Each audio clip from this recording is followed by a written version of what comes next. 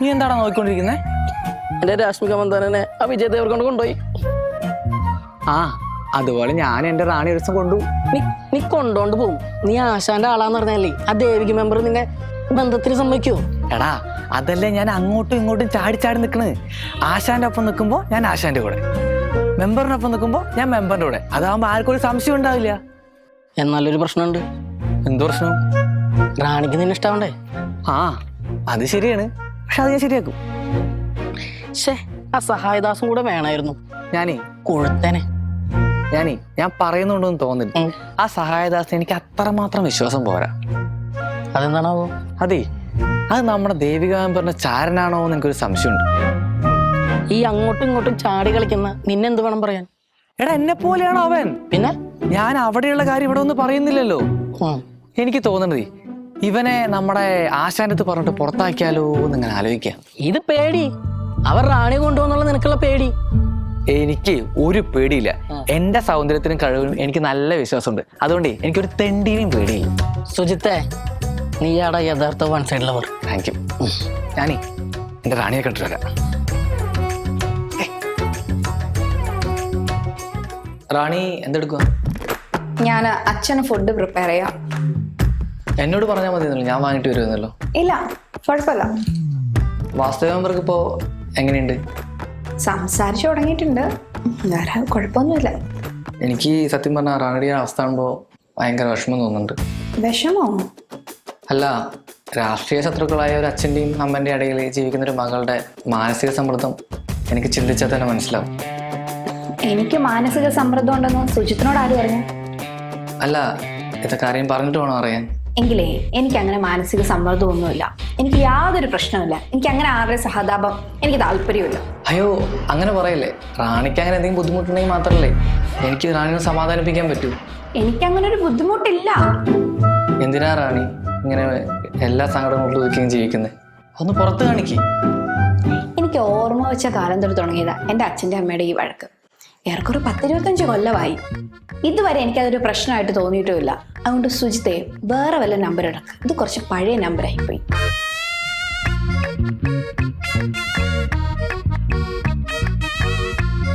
അതെ, ഇപ്പൊ നിനക്കാണ് കുറച്ച് സമാധാനത്തിന് ആവശ്യം. അത് ഞാൻ തരാം, വാ.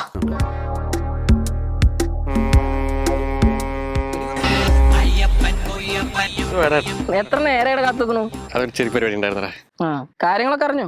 കാര്യങ്ങളൊക്കെ ഞാൻ അറിഞ്ഞു. ഓ, ഞാനൊരു ചാരനാന്നുള്ള തോന്നലവനുണ്ടല്ലേ? തീർച്ചയായും. എടാ നിനക്ക് അങ്ങനെ ഉണ്ടോടാ? എടാ ഞങ്ങൾക്കൊക്കെ മുന്നേ ആശാന്റെ അടുത്ത് നീയാ. നീ ആശാനെ ചതിക്കുമെന്ന് എനിക്ക് തോന്നുന്നുണ്ടോ? നെവർ. ഇതവന് പേടിയാ, ഞാൻ റാണിയെ തട്ടിയെടുക്കുമെന്നുള്ള അവന് പേടി. അതുകൊണ്ട് അവൻ എനിക്കിട്ട് പണിയാൻ നോക്കുന്നത്. അത് ഞാൻ എന്തായാലും തീർത്തു കൊടുക്കുന്നുണ്ട്. പാവ ആശാൻ. ആശാന്റെ സ്വന്തം മകൾക്ക് വേണ്ടിയിട്ട് ആശാന്റെ ശിഷ്യന്മാർ ഇങ്ങനെ അടിപിടി കൊടുന്നു. ഇത് വല്ലത് ആശാൻ അറിയുന്നുണ്ടോ? എടാ ആശാൻ അറിഞ്ഞ റാണി എനിക്ക് കെട്ടിച്ചേരില്ലേ? ആശാനെ ജീവനാട കുട്ടാ. ഇത് തന്നെ അവിടെയുള്ള കാമുകനും പറയുന്നു. എടാ ഉണ്ണിക്കുട്ട, നീ സമയം കിട്ടുമ്പോ നിന്റെ മറ്റവനില്ലേ അവനൊന്ന് പറഞ്ഞ് മനസ്സിലാക്കി. അത് വേണ്ട, നിങ്ങൾ രണ്ടാളും ട്രൈ ചെയ്യും. റാണി ആര് കൊണ്ടുവന്ന് നമുക്ക് നോക്കാലോ. ട്രൈ ചെയ്ത അവളെ എനിക്ക് തന്നെ കിട്ടും. അവസാനം ഏതെങ്കിലും ഗൾഫുകാരനോ അല്ലെങ്കിൽ ഗവൺമെന്റ് ഉദ്യോഗസ്ഥനോ കൊണ്ടുപോകും. എന്നാലും അവൻ ആശാനായിട്ട് ഇങ്ങനൊരു പൊട്ടബുദ്ധി പറഞ്ഞു കൊടുക്കുന്ന ഞാൻ വിചാരിച്ചില്ല. എടാ ആശാൻ ഹോസ്പിറ്റലിൽ അഡ്മിറ്റ് ആയില്ലേ, ആ കേസാ പറയണേ. ശരിയാ, അത് വളരെ മണ്ടത്തരായി പോയി. പിന്നെ നാട്ട കേസായില്ലേ, നാണം കെട്ട് പുറത്തിറങ്ങാൻ പറ്റാത്ത അവസ്ഥയായി.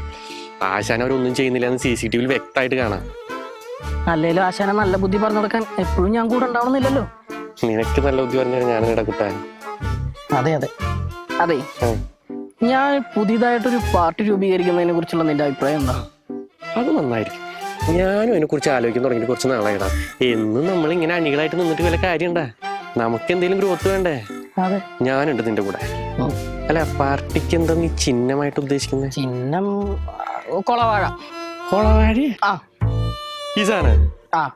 അതായത് എന്റെ പാർട്ടി എപ്പോഴും വെള്ളം പോലെ ആയിരിക്കും, അതുകൊണ്ട് ഞാൻ കൊളവാഴ നടന്നു. അല്ല, എന്താണ് അതിന്റെ ഒരു ഔചിത്യം? എന്റെ പാർട്ടി ആരുടെ ഒപ്പം വേണമെങ്കിലും നിൽക്കും. അതായത് നിനക്ക് ഇപ്പോ രക്ഷപ്പെടണോ, എന്റെ പാർട്ടി കൂടെ ഉണ്ടാവും. അങ്ങനെ വെള്ളം പോലെ ആയിരിക്കും, സുതാര്യവും അതാര്യവുമായിരിക്കും. നീയും ഫുൾ ടൈം വെള്ളത്തിലാണല്ലോ. അങ്ങനല്ല. ശരി, മെമ്പറുടെ ഭർത്താവ് ഒരു അഭിനയ സിംഹം തന്നെ. എന്തൊരു അഭിനയം എന്റെ പൊന്നു. അങ്ങേരുടെ അഭിനയത്തിനെ നമുക്കൊരു ഓസ്കാർ കൊടുക്കണ്ടേടാ കൊച്ചാപ്പി. ആ ഓസ്കാർ എല്ലാം കൂടി പിള്ളേര് സോഷ്യൽ മീഡിയയിൽ ഇട്ട് കൊടുക്കുന്നുണ്ട് നല്ല പോലെ. പിള്ളേരെടുത്തിട്ട് അലക്കുക. സോഷ്യൽ മീഡിയയിൽ എന്തുവാടാ പിള്ളേർ പറയുന്നത്?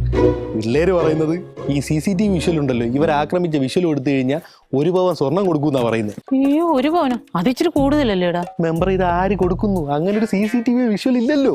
ആ ഞാൻ കുഴപ്പമില്ല. പിന്നെ അതുപോലെ തന്നെ നമ്മുടെ സംസ്ഥാന അവാർഡില്ലേ, അതിൽ മികച്ച അഭിനേതാവിനുള്ള അവാർഡ് നമ്മുടെ മന്ത്രിക്കൊപ്പം ഈ വീട്ടിലെ മഹാനും കൊടുക്കണമെന്നാ പിള്ളേര് പറയുന്നത്. എന്തായാലും കൊള്ളാം. മൊത്തം ബഹിരാകാശത്താ നിങ്ങളെ കെട്ടിയത്. ബഹിരാകാശത്തോ? അവരെങ്ങനെയാടാ ബഹിരാകാശത്ത് പോകുന്നത്? മെമ്പറെ ഈ സോഷ്യൽ മീഡിയയിൽ പിള്ളേരെടുത്തിട്ട് കളിയാക്കത്തില്ല, അതിനെ ഈ എയറിലാവുക, ബഹിരാകാശത്ത് പോവുക, അങ്ങനെയൊക്കെ പറയുന്നത്.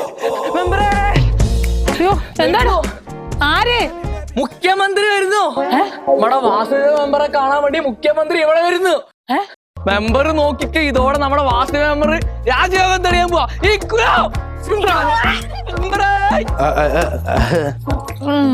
മുഖ്യമന്ത്രിയൊക്കെ വരൂ. ഇയാളെയൊക്കെ കാണാനോ? വരുവോ? ഇല്ലായിരിക്കും അല്ലേ?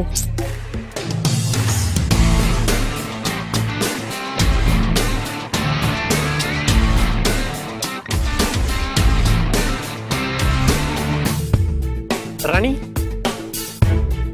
ദാസേട്ടൻ. അല്ല, എന്താ ദാസേട്ടനോ? ഞാൻ റാണിയെ കാണാൻ വന്നതാ. എന്താ പ്രത്യേകിച്ച്? അല്ല, ആശാൻ ഇങ്ങനെ പരിക്ക് പറ്റി കിടക്കുകയാണല്ലോ. അപ്പൊ ഇങ്ങനെ ആശാനെ അല്ലേ കണ്ടത്, എന്നെ അല്ലല്ലോ. ആശാനെ ഞാൻ അവിടെ പോയി കണ്ടിരുന്നു, പക്ഷെ റാണിയെ അവിടെ ഒന്നും കണ്ടില്ല. അപ്പൊ റാണിയെ ഒന്ന് വന്ന് കണ്ടിട്ട് പോകാന്ന് കരുതി വന്നതാ. ഇപ്പൊ കണ്ടില്ലേ, പോക്കോ. റാണി നല്ല ഫോമിലാണല്ലോ. ദാസേട്ടൻ എന്താ വേണ്ടേ? റാണിയുടെ കാര്യം ആലോചിക്കുമ്പോഴേ എന്തോ വല്ലാത്ത വിഷമം. ആണോ? ദാസേട്ടൻ എന്താ സുജിത്തിന് പഠിക്കാ? സുജിത്താ? അവന്റെ പേരെന്തിനാ റാണി പറഞ്ഞത്? അല്ല, ഇന്നലെ ഇതേപോലെ ഒരു നമ്പർ ഇട്ട് സുജിത്ത് വന്നിട്ടുണ്ടായിരുന്നു. അവൻ പറയുന്നൊന്നും റാണി കേൾക്കണ്ട. അല്ല, അവൻ പറയുന്നേന്നല്ല, ആര് പറയുന്ന ഞാൻ കേക്കത്തില്ല. ഞാൻ പറയുന്നത് റാണി കേൾക്കും. പറ്റൂല. അയ്യോ അങ്ങനെ പറയരുത്. അങ്ങനെയും പറയൂ. തർക്കിക്കാൻ ഞാനില്ല. എന്നാ തർക്കിക്കാൻ ഞാനുണ്ട്. പുരുഷായില്ല. റാണി, ഞാനൊരു ഉപദേശം തരാം. റാണി കെട്ടുന്നെങ്കിൽ ഒരു രാഷ്ട്രീയക്കാരനെ തന്നെ കിട്ടണം. എന്തിന്? അതെന്താന്ന് വെച്ച് കഴിഞ്ഞാൽ റാണിയുടെ വീട്ടിലെ അച്ഛനും അമ്മേനും നിലയ്ക്ക് നിർത്താൻ ഒരു രാഷ്ട്രീയക്കാരനെ കൊണ്ട് പറ്റൂ. എന്റെ വീട്ടിലെ അച്ഛനും അമ്മയും ഞാൻ നന്നായിട്ട് നിലയ്ക്ക് നിർത്തുന്നുണ്ട്. ഞാൻ രാഷ്ട്രീയക്കാരനെ കെട്ടേണ്ട ആവശ്യമില്ല. എന്നാൽ ഒരു രാഷ്ട്രീയ കുടുംബത്തിന് ഒരു രാഷ്ട്രീയ പാരമ്പര്യം വേണമല്ലോ. ഒരു കാര്യം ചെയ്യും, ദാസേട്ടൻ നല്ല രാഷ്ട്രീയ ഭാവിയുള്ള ഒരാളെ കണ്ടുപിടിക്കേ, നമുക്ക് അപ്പം നോക്കാം. അല്ല, രാഷ്ട്രീയ ഭാവിയുള്ള ഒരു നല്ലൊരു ചെറുപ്പക്കാരെന്ന് പറഞ്ഞാൽ നമുക്ക് ചുറ്റിലൊക്കെ തന്നെയുണ്ട്. ചുറ്റും അങ്ങനെ ആരും ഞാൻ കണ്ടിട്ടില്ലല്ലോ ദാസേട്ടാ. അല്ല കുഴപ്പമില്ല, ദാസേട്ടൻ ടൈം എടുത്ത് നല്ലൊരാളെ കണ്ടുപിടിച്ചോ. ഞാൻ ഇപ്പൊ പോട്ടെ, എനിക്ക് കുറച്ച് ഇല്ല കുഴപ്പമില്ല, ആലോചിച്ച് കണ്ടുപിടിച്ചിട്ട് എന്നോട് പറഞ്ഞാൽ മതി. ശരി ശരി. എന്തേലും വഴി കണ്ടെത്താം.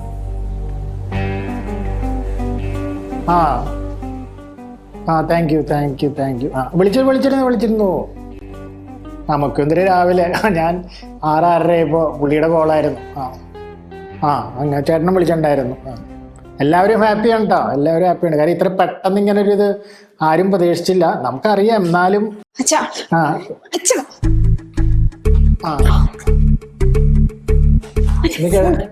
ഞാൻ വിളിക്കാം. എനിക്ക് വേറൊരു കോള് വരുന്നുണ്ട് കേട്ടോ. ഒരു സംഭവം ഉണ്ട്.